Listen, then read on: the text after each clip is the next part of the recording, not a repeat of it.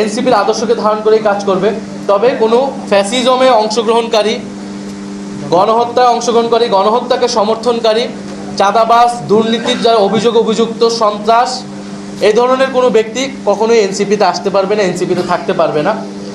যারা এনসিপির গঠনতন্ত্র অনুযায়ী এনসিপি যে দায় ও দরদের রাজনীতি প্রতিষ্ঠা করতে চায়, বৈষম্যহীন গণতান্ত্রিক বাংলাদেশ প্রতিষ্ঠা করতে চায়, সেই রাজনীতিকে ধারণ করে আমরা সবাই একত্রে আমরা জুলাই গণ অভ্যুত্থানের যে আকাঙ্ক্ষা, সেটাকেই মাথায় রেখে আমরা সামনের দিনে আগাতে চাই।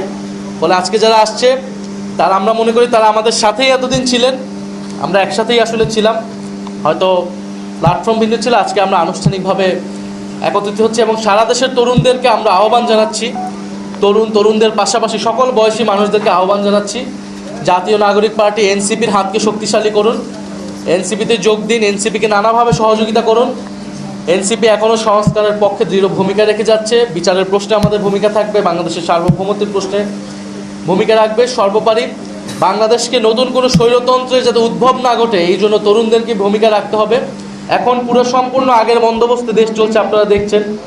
সবগুলা প্রতিষ্ঠান দেশের দলীয়করণ করা হচ্ছে এবং দেশের বিচার ব্যবস্থা থেকে শুরু করে সব জায়গায় আমরা যে সংস্কারের কথা বলেছি, ঐকমত্য কমিশনে গণভোটের মাধ্যমে যে সংস্কারের সম্ভাবনা তৈরি হয়েছিল, বিএনপি সরকার সব সম্ভাবনাকে নষ্ট করে দিচ্ছে।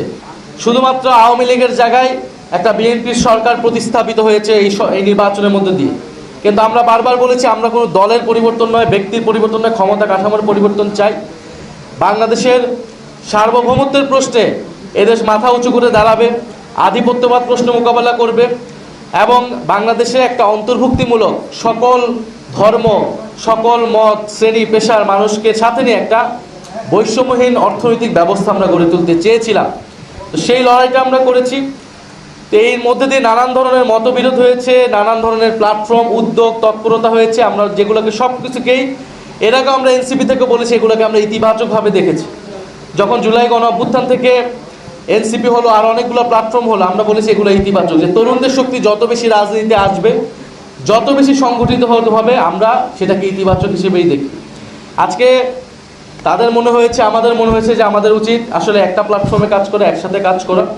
আমরা তাদেরকে সাধুবাদ জানাই, আমরা তাদেরকে সাদরে আজকে বরণ করে নিচ্ছি, গ্রহণ করে নিচ্ছি জাতীয় নাগরিক পার্টি এনসিপির ব্যানারে।